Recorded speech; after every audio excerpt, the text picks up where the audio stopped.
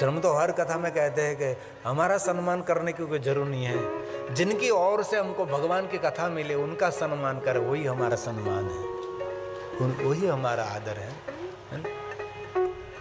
कितने लोगों को साथ में लेकर चलना पड़ता है। तो जो कोई मनुष्य भगवान महादेव की कथा श्रवण करेंगे उसको रासो यज्ञ का पुण्य, अग्निष्टोम यज्ञ का पुण्य, ये सभी यज्ञों का पुण्य, ये भगवान की कथा श्रवण करने मात्र से जीवन के सभी पापों में से मनुष्य मुक्त रहेगा। और कहा अश्वमेघ सहस्त्राणि वाजपेयी शतानि च, करोड़ों करोड़ों यज्ञों का पुण्य ये कथा श्रवण करने मात्र से मिलता है। और चरित्रम देव दिवस महादेव से अपारम परमोदारम चतुर्वर्ग से साधनम, धर्म अर्थ काम और मोक्ष की प्राप्ति रहती है। इसलिए आप 9 दिन कथा श्रवण करेंगे तो आज तो आपको पता नहीं लगेगा, क्योंकि आज आपने आम वृक्ष को लगाया, आम के पेड़ को लगाया, तो फल आने में थोड़ी तो देरी लगती है ना। लेकिन कथा सुनकर पुण्य का फल मिला नहीं मिला मुझे पता नहीं। जो हृदय से कथा श्रवण करते हैं, शब्द रूपी पुष्प का संग्रह करते हैं, उसको कथा सुनने का पुण्य मिले, फल मिले न मिले मुझे पता नहीं, लेकिन कथा सुनकर अच्छे अच्छे पुष्प जो ग्रहण कर लेते हैं उसका जीवन कभी निष्फल नहीं होता। ये हमारी जिम्मेदारी है। इसलिए कथा सुनकर जीवन को निर्माण करना है। आज से आपके जीवन में कुछ बदलाव होना चाहिए। पहला बदलाव तो आज से मौन हो जाइए, एकदम मौन। और चैत्र मास में मौन रहना चाहिए, चैत्र मास में निराहार रहना चाहिए, अरुणा व्रत करना चाहिए, नमक को छोड़ना चाहिए, बहुत सारी बातें को ध्यान में रखना चाहिए। चैत्र मास में तो 1 महीने तक तो ये तप का महीना है ना, इसीलिए धर्म अर्थ काम और मोक्ष देने वाला महीना है। ताप भी है, 3 बजे कोई कितनी अग्नि बरस रही है, धुणी रे धखावी बेली हमें तारा नाम।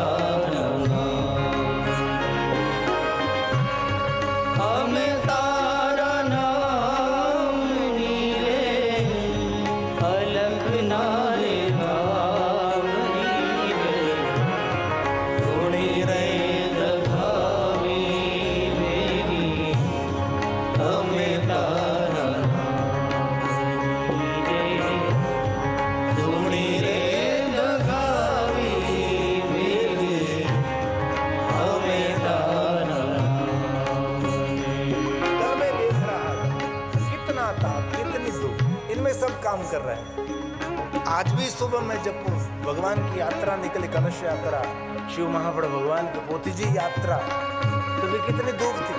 और यहाँ 3 बजे भी कितनी धूप रहती। वो कोई साधु संतों से कम तपस्या नहीं, वो भी ताप है, वो भी साधना, वो भी अनुष्ठान, वो भी उपासना है।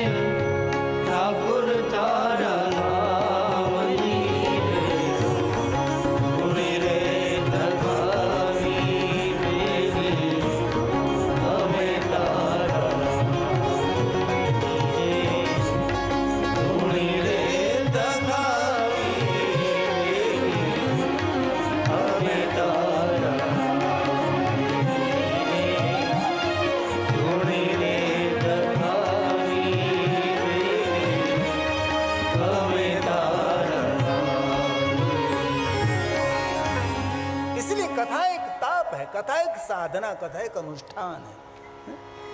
3 घंटे कथा में बैठना और कोई छोटी बात नहीं है, ये तपस्या है, ये साधना है, अनुष्ठान है, ये भगवान की उपासना है। और हम सब हमारे भाग्य की सराहना करें, कृतार्थम कृतार्थम। ये मधुमासा, चैत्र मास, ये सुगंध से भरा हुआ महीना, ये महीना जब तब साधना का महीना है। इसलिए जो कोई मनुष्य महादेव की कथा श्रवण करेंगे, फलम वक्तुं न शक्नोमि, ये कथा सुनने का जो फल मिलता है, इस फल का वर्णन दुनिया में कोई नहीं कर सकता। ये आज पता नहीं लगेगा, नहीं, आज तो कथा का प्रारंभ हुआ है। हमने सिर्फ बीज लगाया है, बीज अंकुरित होगा, धीरे धीरे बीज बड़ा होगा, सुंदर पौधा होगा, धीरे धीरे बड़ा होगा, फूल खिलेंगे, फल मिलेंगे। इसलिए अपना जीवन को कृतार्थ माने, कृतार्थम कृतार्थम पुनः पुनः। अपने जीवन को कृतार्थ मानने का प्रयास करें कि कितना बड़ा गांव है, कितने लोग हैं, सब लोग कथा में नहीं आ सके और मैं मेरे भाग्य की सराहना करता हूँ। आज पहले दिन मैं महादेव की कथा श्रवण कर रहा हूँ, मेरे लिए अपना गौरव है, अपना स्वयं का गौरव कर। भगवान तूने कितनी कृपा की, आज में कथा के पहले दिन कितना काम काज है, सबको छोड़ दिया मैंने, और आज मैं 3 घंटे भगवान आपकी कथा सुन रहा हूँ, मैं आपकी कथा सुन रही हूँ। एक छोटी बात थोड़ी है। इसलिए जो कोई मनुष्य आदर से भक्ति के साथ शिव महापुराण कथा श्रवण करेंगे, उनके लिए शिव महापुराण ग्रंथ में कहा है भगवान महादेव उनका आदर करेंगे, भगवान स्वयं शिव उनका आदर करेंगे।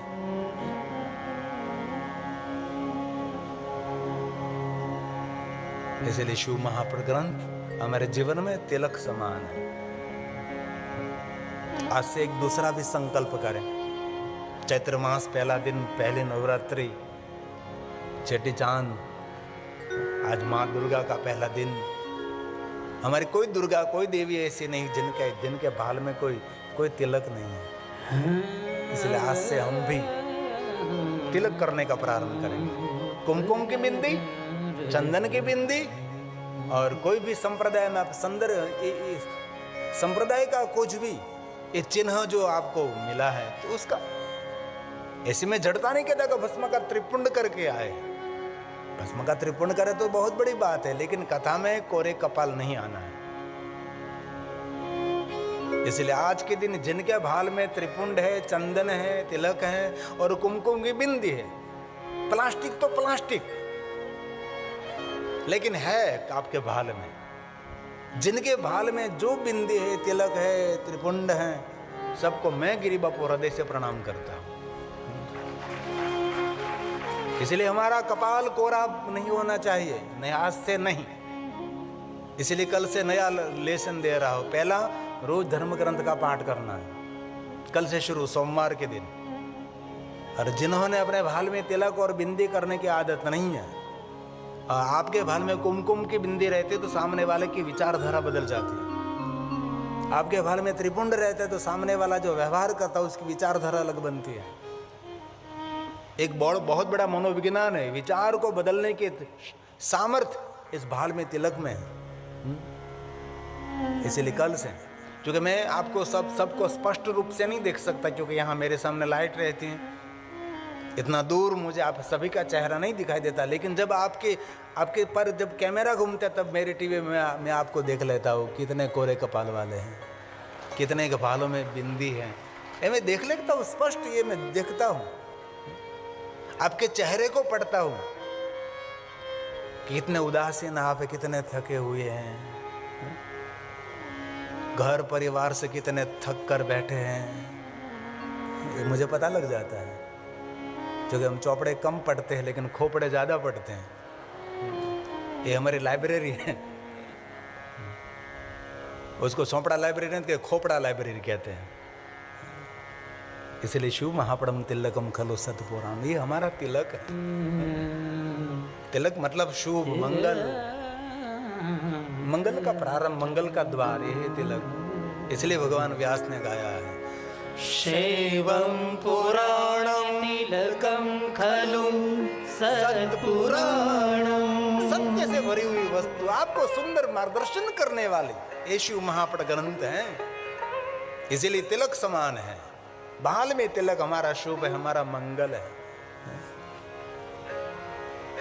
इसलिए आज जिन्होंने नहीं किया है कोई बात नहीं, लेकिन कल हमारे एक परम सखा है,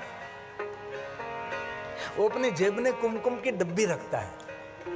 तो एक दिन इसने जेब में कुमकुम की डब्बी निकाली, तो मैंने कहा क्यों रखते हैं? तो रखा बाबा मुख धो लिया तो ये जो कुमकुम की बिंदी चली जाती है, तो पूरे दिन ऐसे रहना पड़ता है। तो जब मैं मुंह धोता हूँ तब मैं जेब में से निकाल कर मैं कुमकुम की बिंदी कर लेता हूँ। मैंने इस मेरे मित्र को कहा, ऐसे तो हमारे बहन लोग भी नहीं करती कुमकुम की बिंदी। और जिन बहनों का विवाह हो गया उसे तो भाल में करती है ना, भाल में सिंदूर लगाती है। पहले तो पैंथी भी नाक के बराबर लगाते थे ना, और सिंदूर भी नाक के बराबर यहाँ लगता है। यहाँ नाक के बराबर क्यों? नाक के बराबर सिंदूर इसीलिए नारी लगाती हैं कि मेरे पिता का नाक और मेरे पति का नाक रखना मेरे मस्तक का कर्तव्य है, इसीलिए यहाँ आप सिंदूर करते हैं। मेरे पिता का भी नाक मतलब प्रतिष्ठा, मेरे पिता की प्रतिष्ठा और मेरे पति की प्रतिष्ठा का निर्वहन करना वो मेरे मस्तक का कर्तव्य, इसीलिए यहाँ अब तो पैंथी भी यहाँ, पैंथी भी यहाँ और सिंदूर भी यहाँ, सिंदूर भी यहाँ हो गया कि मेरे बाप की प्रतिष्ठा रहे ना रहे, मेरा पति की प्रतिष्ठा रहे न रहे, माँ रहूँ भागी नहीं नहीं, ये आपके मस्तक का कर, इसीलिए यहाँ ये हमारी पहचान है, ये दिव्यता आपकी है। और एक संत ने बहुत सुंदर बात कही थी, जिन बहनों का विवाह हो गया है वो नारी अपने भाल में जब सिंदूर लगाते हैं तब शंकर और पार्वती उनको आशीर्वाद देते हैं कि शंकर पार्वती की सौभाग्य रहे, आपका दाम्पत्य जीवन दिव्य रहे। इस शिव और पार्वती उनको आशीर्वाद प्रदान करते जब मस्तक पर सिंदूर लगाती है। इसलिए कुमकुम की बिंदी शिव महापण क्या है? हमारे जीवन की, हमारे जीवन का तिलक है, ये राज्याभिषेक है, ये राज्याभिषेक का तिलक है, इसलिए शिव महापुराण। शैवं पुराणं तिलकं खलु सत्पुराणं, वेदांत वेद विलसत्पर वस्तुगीतम्। इस पुराण का गीत गाया जाए तो यो वे पठे च शृणुयात् परमादरेण, शंभो प्रिय सही लवे परमागतिं वे, शंभो प्रिय सही लवे परमागतिं वे। परम गति, सदगति, मुक्ति, मनुष्य अपने जीवन के दुखों में से मुक्त रहेगा। इसलिए शिव महापट ग्रंथ की अनंत महिमा है। जो कोई भगवान की कथा श्रवण करते हैं तवे वो जीवनम धन्य, उसका जीवन धन्य है, उसका जन्म लेना सफल है। रोज तो नहीं सुनना है, 9 दिवस है भाई, 9 दिन में 1 दिन तो गया, अब बाकी रहा 8 दिन।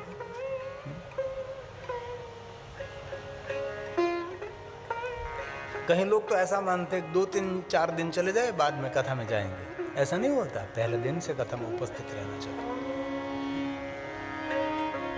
ये बहुत बड़ा पुण्य तो है ही, और जीवन में बहुत सारा परिवर्तन रहता है। इसलिए आप सब भगवान महादेव की कथा का श्रवण करते हैं, इसलिए आप सबके लिए गाया है। तवेव जीवनं धन्यं। जो मनुष्य भगवान महादेव की कथा श्रवण करते हैं वो मनुष्य धन्य है, उसका जीवन धन्य है। ये सभी श्लोक शिव महापट अंतर्गत हैं, मैं आप तक पहुंचाने की सेवा कर रहा हूं। इसलिए भगवान व्यास के सभी वचन हैं। तवेव जीवनं धन्यं, तवेव जन्म सफलम् तवेव जननी धन्या तवेव जनको धन्या तवेव जनको धन्या। जो भगवान महादेव की कथा श्रवण करते हैं उनकी मातोश्री भी धन्य है, जनको उनके पिताश्री भी धन्य है। जो भगवान महादेव की कथा श्रवण करते हैं उनके माता पिता की धन्यता दी है, इसलिए कथा की महिमा है। और बाद में तो भगवान व्यास ने वहां तक कह दिया उसकी कुल परंपरा धन्य है, मेरे दादा परदादा पिता उनके पिता सब धन्य है, पूरे कुल का उद्धार करते हैं। ये भगवान की कथा है, इसलिए कथा को कभी सामान्य नहीं समझे। कथा जीवन के व्यथा को दूर करती है, कथा प्रसन्नता प्रदान करती है, कथा हम सबको सकारात्मक ऊर्जा प्रदान करती है, कथा हमारे जीवन को बदल देती है। ये भगवान की कथा है, इसलिए भगवान महर्षि वेदव्यास जी ने कहा उसके कुल को भी मैं धन्यता देता हूं। तवेव कुलवृक्षं सत्यं सत्यं न संशय यतः सदा शिवे भक्तिर्दृशीपयि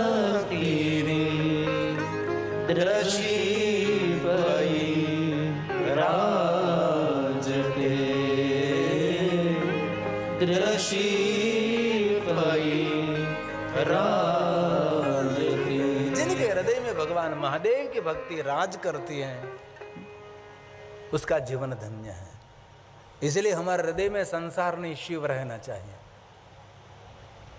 जो जीवन को सार्थक करना है तो करता जाओ घरनु काम, लेता जाओ हरिनु नाम। हर कोई भक्ति कर सकते हैं, इनमें कोई बड़ी बात नहीं है। कथा हमारी मति को भगवान शिव के और ले जाती है। बाकी हमारी मति तो भ्रमित है ही, ये तो हम सभी जानते हैं। लेकिन इस मति की यात्रा भगवान शिव की ओर हो जाए, हमारा चित्त, हमारा मन, हमारी वाणी, हमारा व्यवहार, हमारी दृष्टि कल्याणमय हो, वही शिव कल्याणमय दृष्टि कहते हैं। बस हमारे तन में, हमारे मन में शिव ही होना चाहिए। ये हमारा प्यारा भजन है। प्रयास करेंगे आज से, हम शुरू करेंगे आज से बहुत सारा मंगलाचरण करना है हम सबको। ये मंगला देवी की पूजा होगी। शैलपुत्र ने कैसे वस्त्र पहने? श्वेत वस्त्र पहने। शैलपुत्र के भाल में चंद्र है, नंदी पर सवार रहते। नंदी का सवार मतलब धर्म के आरूढ़ रहते। श्वेत वस्त्र मतलब निष्कलंक जीवन। और कल सोमवार भी है, कल तो श्वेत वस्त्र पहनना चाहिए। कल का दिन श्वेत पुष्प महादेव को अर्पण करना चाहिए। कल सोमवार के दिन, जो कि नवरात्रि के तो उपवास रहते हैं, हमारे सूरज में हमारे कथा के पूरे व्यवहार संसार, ये कथा संचालक और ये उसकी बहुत सारी मेहनत। वो मुझे कल बता रहे थे कि 9 दिन के लिए मैं उपवास करता हूँ, प्रातःकाल ब्रह्ममुहूर्त तोड़कर। और यहाँ तो कितना गोपेश्वर महादेव। मैं गोपेश्वर महादेव सुबह में गया तो मैं देख रहा था ये पार्वती है, गले में सर्प है। मैं बार बार देखता रहा तो मेरे पंडित जी ने कहा कि बापू यही गोपेश्वर महादेव है। भगवान शिव जी ने गोपी का वेश धारण किया था, महादेव ने साड़ी पहनी थी, भगवान शंकर ने गोपी रूप धारण, इसीलिए गोपेश्वर महादेव। इसीलिए 9 दिन का उपवास रखना, 9 दिन की माता का आराधना करना। और हम कितने भाग्यवान हैं, माता का भी आराधना करेंगे और पिता शिव का भी आराधना करेंगे। नवरात्रि यहाँ और रामनवमी भी इस कथा में रहेगी ना। नवमी बहुबार मधुमास हवे तो पूरी चरित्र प्रकाश। नवमी तिथि में, इसलिए आज से प्रयास करेंगे मेरे साथ शिव रहे।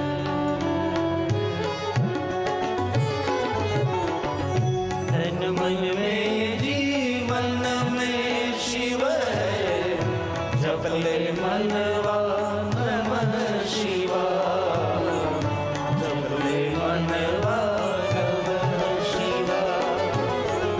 तन मन में जीवन में शिव है, जपले मनवा नमः शिवाय, जपले मनवा नमः शिवाय।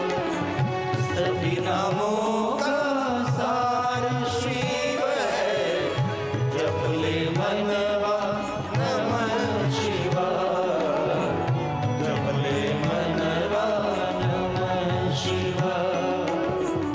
तन मन में जीवन में शिव है, जपले मनवा नमः शिवाय, जपले मनवा नमः शिवाय।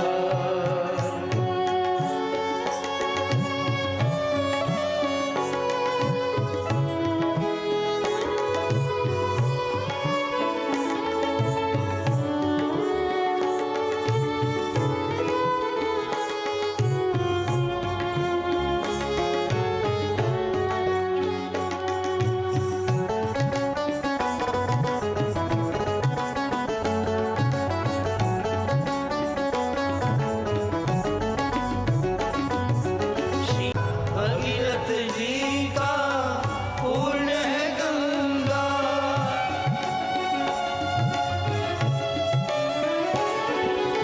शिव की जटा से बहती गंगा।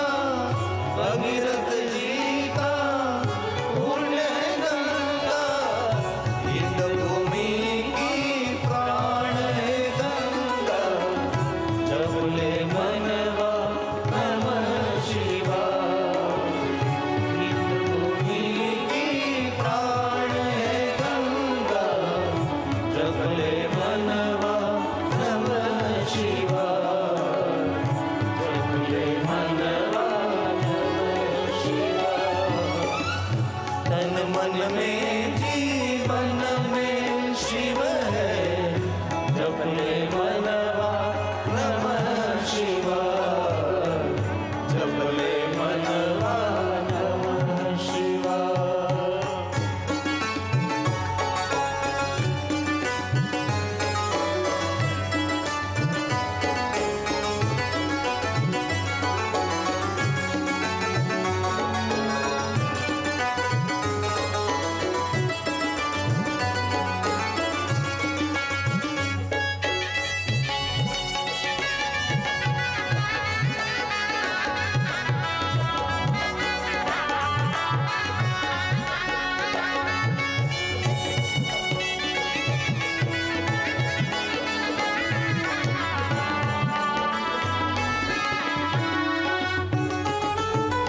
हर त्रिशूल और डमरूधारी, अघोर रूप है मंगलकारी।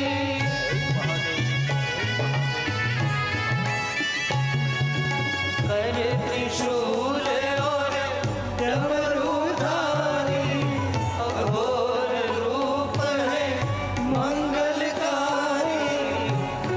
कहे अविनाशी देवा, जपले मनवा नमः शिवाय। गिरि कहे अविनाशी देवा, जपले मनवा नमः शिवाय, जपले मनवा नमः शिवाय। तन मन में जीवन में शिव है, जपले मनवा नमः शिवाय, जपले मनवा नमः शिवाय। सभी नामों का सार शिव है, जपले मनवा नमः शिवाय, जपले मनवा नमः शिवाय, जपले मनवा नमः शिवाय, जपले मनवा नमः शिवाय। थोड़े मिनटों के लिए गंभीरता से सुने आप। जो शिव महापड़ अंतर्गत सुंदर सुंदर माता दुर्गा दुर्गम नाम के दैत्य को अंत किया, इसलिए माता दुर्गा को हम पूजते हैं, उसकी महिमा है। तो थोड़े श्लोकों का मैं गायन करूं, गंभीरता के साथ सुने आप। प्रयाग तीर्थ में सभी मुनियों ने सूत पुराण के आगे एक सुंदर भाव रखा, हे महाप्रज्ञ, हम लोग दुर्गा के बारे में और माता दुर्गा के चरित्र को सुनना चाहते हैं। अंत आप हम लोगों से दूसरे अद्भुत माता भवानी की लीला सुनाई। और माता भवानी आद्य शक्ति अम्बा का नाम दुर्गा कैसे हुआ, उनके बारे में कुछ सुनाने का प्रयास करें। और शिव महापड़ अंतर्गत माता दुर्गा, रोज थोड़ी थोड़ी कथा, और पहली बार मैं कहा रहा। और सभी मुनियों ने सूत पुराण को पूछा है, श्रोतु कामा वयं सर्वे, हम सभी सुनना चाहते। क्या सुनना चाहते हैं? दुर्गा चरित्रम दुर्गा चरित्र सुनना चाहते हैं। हम सबको कहे अपरं च महाप्राज्ञ तत्त्वं वर्णय नोऽद्भुतम्। जो अद्भुत चरित्र है, जो अलौकिक चरित्र है, जो माता दुर्गा का चरित्र है, वो कहने का प्रयास करें। थोड़ी थोड़ी रोज कथा कहूंगा मैं, ये पहली बार गा रहा हूं। और सभी महात्माओं ने भावभक्ति का समस्त अर्थों को जानने वाले हे श्रेष्ठ सूत जी, सभी बातों को जानने वाले हे सूत पुराण जी, आपके मुखारविंद से निकलती हुई अमृत समान एक सुंदर सुंदर देवी की कथा हम सुनना चाहते हैं। हमने देव की कथा तो सुनी, हमने महादेव की कथा सुनी, अब महादेवी की कथा भी सुनना चाहते हैं। मन को तृप्त करने वाली महादेव की कथा कहने का प्रयास करें। और शिव महापड़ ग्रंथ में महादेव की महिमा, उसके साथ में महादेवी की महिमा है। श्रवणताम, हे सूत पुराण जी सुनाइए आप। शृण्वन्तां तव मुखाम्बोजा, मुखाम्बोज मुख कमल से, मुखाम भोज कमल, सुनाइए आप। कथा नाना सुदोपमा। हे बुद्धिजीवी सूत पुराण जी, महादेवी का चरित्र सुनाने का प्रयास करें, हम सबको तृप्त करें। न तृप्यति मनोस्माकं सूत सर्वार्थवीतम। हे सूत पुराण जी, सूत सर्वार्थवीतम। अनर्थ और अनर्थ को सब कुछ जानने वाले हैं सूत पुराण जी, हम सबको महादेवी के बारे में कुछ सुनना चाहते हैं।